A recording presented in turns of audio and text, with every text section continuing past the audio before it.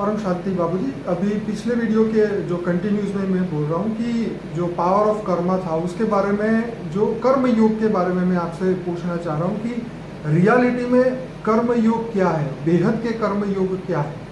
अगर हम ये कंटिन्यूस अपने माइंड में सोचते रहें कि मुझे बेहद की प्राप्ति करनी है, बेहद के परम परम धाम में जाना है, मुझे परम शक्तियों को उतारना है, मेरी आत्मा को बेहद की परम परम परम आत्मा बनाना है, परम शक्तियाँ मेरे अंदर आत्मा में आ रही है, तो ये जब हम मेडिटेशन में जब सोच रहे हैं, और मेडिटेशन में जब विदाउट मेडिटेशन हम अगर नॉर्मल स्थिति में भी बैठे हैं और अगर हम ये सोच रहे हैं, तो इससे कौन सा कर्म क्रिएट हो?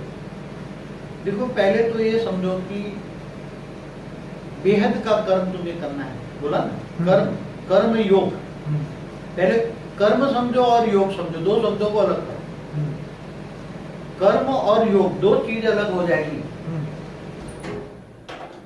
तो कर्म की थियरी कर्म को लागू पड़ेगी, योग माना कनेक्शन, योग माना कनेक्शन। कौन सा कनेक्शन? आत्मा का परमात्मा से कनेक्शन होता है जब परमात्मा का ज्ञान होता है और तुम्हें एक लक्ष्य होता है कि मुझे खुद कर्म योगी बनना है। तो परमात्मा की याद में रहकर तुम पहले तो आत्म स्वरूप में रहकर परमात्मा को याद करोगे, तो तुम हर कोई कर्म में परमात्मा की याद में रहोगे और कर्म करोगे। कोई भी कर्म करते हो मगर परमात्मा की याद में रहकर कर्म करोगे तो तुम कर्म योगी हो। तो तुम्हें निष्काम कर्म मिलेगा। क्या मिलेगा? फल क्या मिलेगा? निष्काम कर्म। परमात्मा की याद में किया हुआ कोई भी कर्म निष्काम कर्म है, चाहे कोई भी हो, क्योंकि तुम विकर्म, परमात्मा की याद में कोई विकर्म होगा ही नहीं। होगा विकर्म? नहीं होगा, क्योंकि परमात्मा की याद रहती है। परमात्मा की याद में रहकर तुम कोई भी कर्म करते हो तो निष्काम कर्म हो जाता है। इसलिए गीता में भगवान ने बताया कि तू मेरी याद में रहकर हर कोई कर्म कर। तो तुम मेरी याद में, तो कहने वाला कौन है? गीता का भगवान कौन है? ऑलमाइटी अथॉरिटी, अनंत कोटि ब्रह्मांडों का मालिक है। तो तुम हर कोई कर्म में उसको याद करोगे तो तुम्हारा विकर्म होगा नहीं, और जो सत्य कर्म बनेगा तुम उसको याद करोगे तो वो परम धाम से तुम्हारे पास परम तत्व की शक्ति आएगी, परम प्रकाश आएगा तुम्हारी आत्मा में, परम प्रकाश आएगा। और जब परम प्रकाश आएगा तुम्हारी आत्मा में तो अंतिम समय में तुम्हारा विकर्म विनाश हो जाएगा। जब आत्मा की कर्मातीत अवस्था होती है, जब विकर्म विनाश होता है तो आत्मा की कर्मातीत अवस्था होती है, और आत्मा की जब कर्मातीत अवस्था होती है तो आत्मा धीरे धीरे शरीर छोड़कर फिर आत्मा परम धाम में चला जाता है। परम धाम में जाकर वो परम पद को पाता है। क्या पाता है?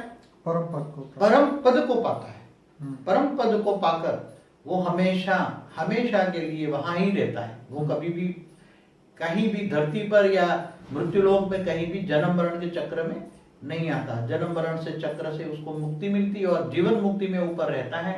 वो परमात्मा के साथ रहता है। कहाँ रहेगा? तो वो परमात्मा के साथ रहना ही परम पद है, क्योंकि वो आत्मा से परमात्मा बन गया। तो आत्मा परमात्मा के साथ रहेगा, परम धाम में रहेगा। जहाँ परमात्मा कहाँ रहता है? परम धाम में। तो वो परम धाम में चला जाएगा।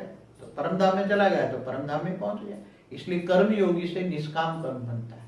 कर्म योगी बनना बहुत बड़ी प्राप्ति करता है।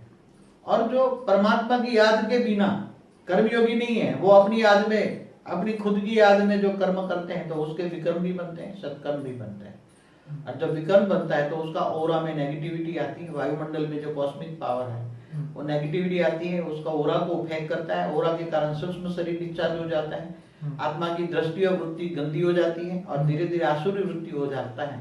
और आसुरी वृत्ति वाला जब आत्मा शरीर छोड़ता है, अंतमति सो गति, आत्मा जब शरीर छोड़ता है तब मति माना बुद्धि, शरीर छोड़ते वक्त अंतमति सो गति, गति आत्मा की गति कहाँ होती है? सदगति या दुर्गति होती है।